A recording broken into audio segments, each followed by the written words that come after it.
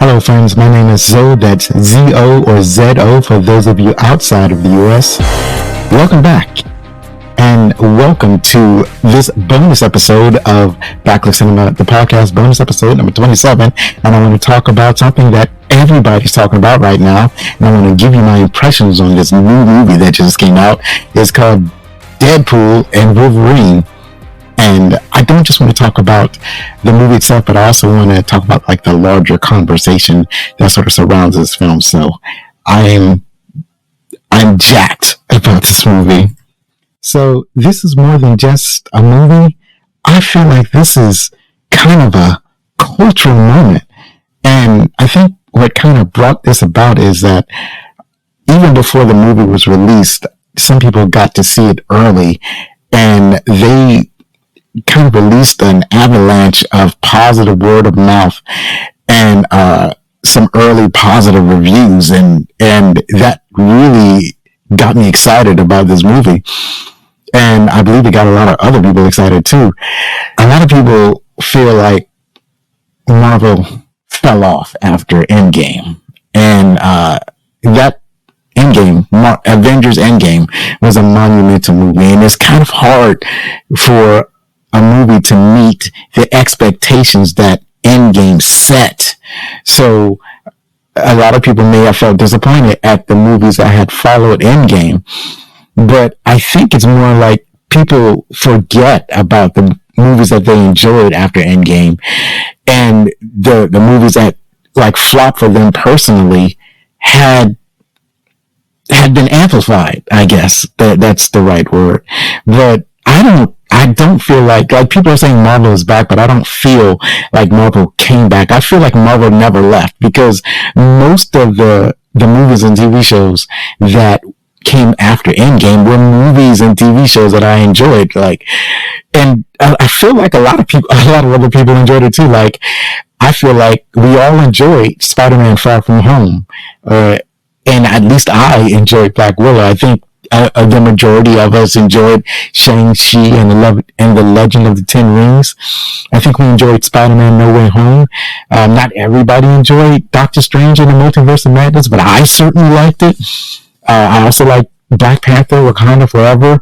And I know I'm in the minority when I say that I enjoyed Ant-Man and the Wasp, Quantumania.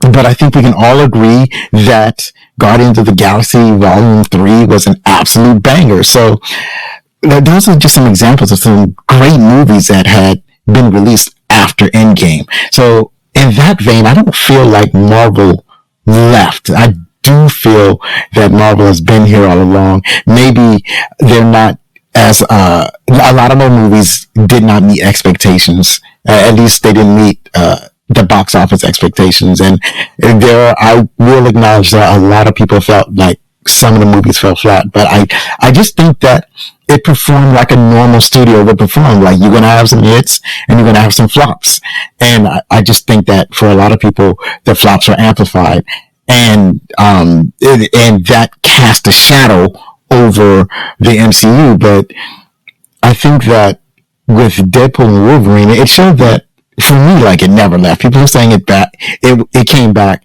but I'm saying that it never left. So I think that the great audience reaction that we saw has to do with more of a meta moment, because Deadpool and Wolverine was something that people never expected to happen, or at least in the form that it took. People didn't expect, or people felt strongly that Disney would not create a rated R movie, or would not create a superhero rated R movie. That it's very grounded in PG-13, the Marvel movies.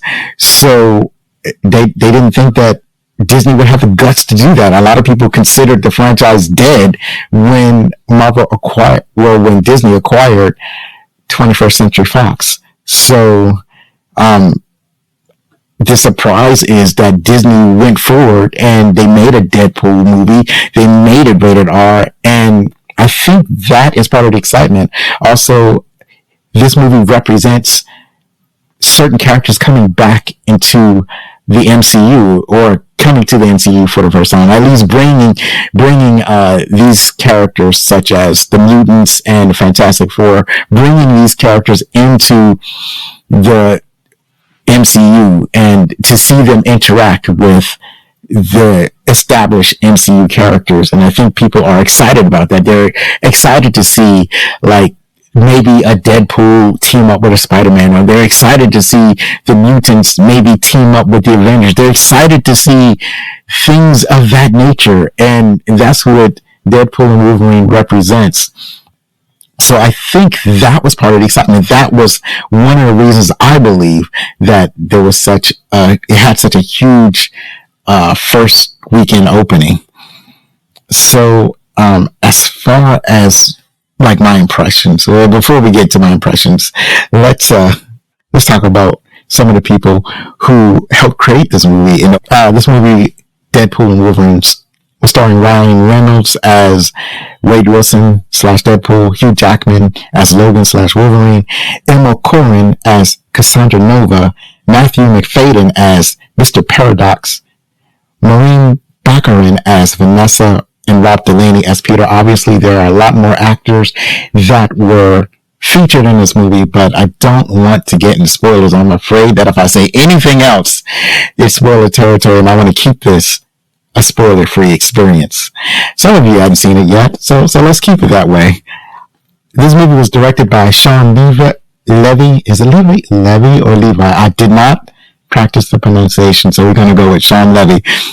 And he's directed Date Night, Real Steel, Night of the Museum, and Free Guy. So I've seen some of these movies, and I've enjoyed these movies, so I think that this movie happened to be in good hands. This movie was written by Ryan Reynolds, Brett Reese, and Paul Renwick. And, I did rehearse these names beforehand. I don't know what's going on now. So the score is by Rob Simonson. Like I said, there's been a discussion of what the theater and audiences needed to get people back into the theaters. Does it need to be more cinematic? But I don't think so. I don't think there are enough cinephiles for that to be the case. What I really believe is, like what I stated earlier, is the things that this movie represented. And what this movie represents is what came before. So in the previous movies, Deadpool and Deadpool 2, they kind of set expectations for what this movie would to be. So in those movies, they were funny, irreverent, and they had rated R humor, and they had a solid story and great action.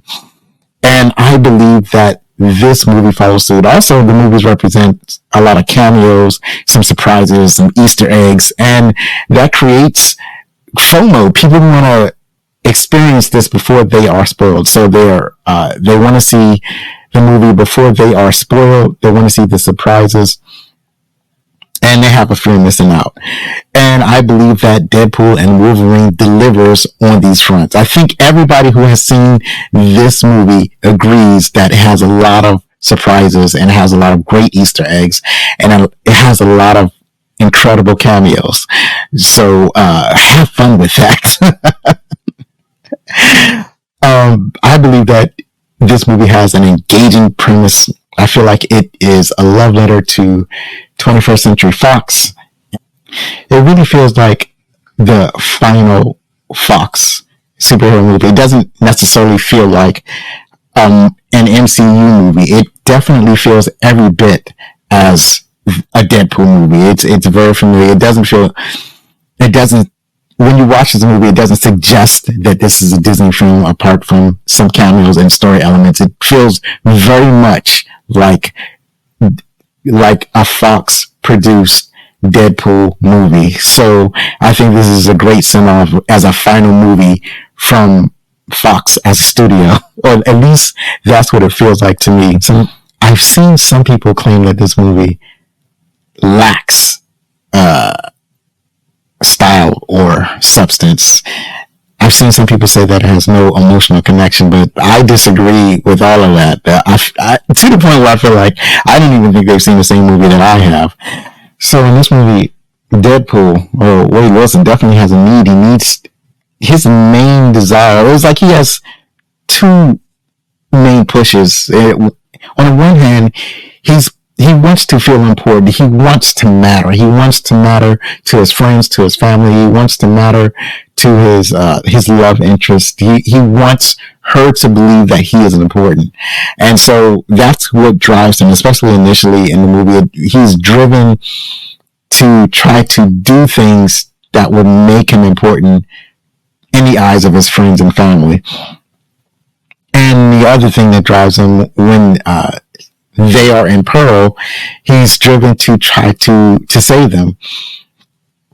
Now, this is one of those movies where he's trying to save an entire world or an entire universe, but he's not really considering the entire universe. As far as he's concerned, it's the 6 or 7 people that he considers his friends and family. Those are the people that he considers his entire universe. And so when he's driven to try to rescue his whole world, he's really only trying to save his friends and family. And I believe that shows like where his heart is. And I think Wolverine at the same time, he has some trauma to go through. See, Deadpool has to convince Wolverine to help him, but Wolverine does not feel worthy, and the reason that he doesn't feel worthy is because of some past drama. So a lot of the tension comes from Deadpool trying to convince Wolverine to engage in Deadpool's quest to help save his world. And I think they did that in some really interesting ways. And the other thing is that this movie is fantastic at are the action scenes, the fights, the choreography, the surprise cameo, all of that is in a mixing bowl of joy and happiness. And I really enjoyed the action that this movie had. And the comedy is just top notch. I'm laughing pretty much throughout the entire movie. This movie had everything that I wanted. And that I expected. Like, I expected to laugh, I laughed. I expected to be surprised, I was surprised. And I was expecting to be thrilled by the action. And I was totally thrilled by the action. This movie delivered for me everything that I needed that this movie to deliver. So that's why I like it. I'm enjoying this movie because it gave me everything that I needed from this movie. It made my day when I saw it. So, some people are saying that Marvel is going to learn all the wrong lessons because this movie did make a lot of money. And I don't know what they mean by that. One person was saying that the movie was like a lot of action and cameos and comedy. So that means that like Disney will never make something like a Nolan-esque Dark Knight series. But this is a Deadpool movie. Like, sir, man, have you not seen a Deadpool movie before? Like, why would you go into Deadpool and Wolverine thinking or expecting to see something like a Christopher Nolan Batman movie? Like, that's not, I wouldn't want to see that. If I went to a Deadpool movie and I saw something like, a dour, dark superhero film, I would be upset. I would want my money back. I would be outraged because that's not what I go to see Deadpool for. So I don't understand like why people are surprised or upset that what they got from this movie was pretty much the same thing that this type of movie delivers. The same way that parents will bring little children to see this movie, which doesn't make any sense because this movie has a history of being rated R. It's like, this is the third movie in the franchise, so why would you bring your child to see this movie? It doesn't make any sense. And yet here we are. I guess they've learned their lesson. So those are my impressions of Wolverine. It was a fantastic, joyous time, and I was thoroughly entertained. So how do you feel about this movie? Did you enjoy it? Leave a comment below. I've left all my links to social media in the comment section or in the description below, where you can follow me. You can check out my website, backlickcenter.com. And that's all I have for today. And as I always say, if you're going to be anything, be outstanding.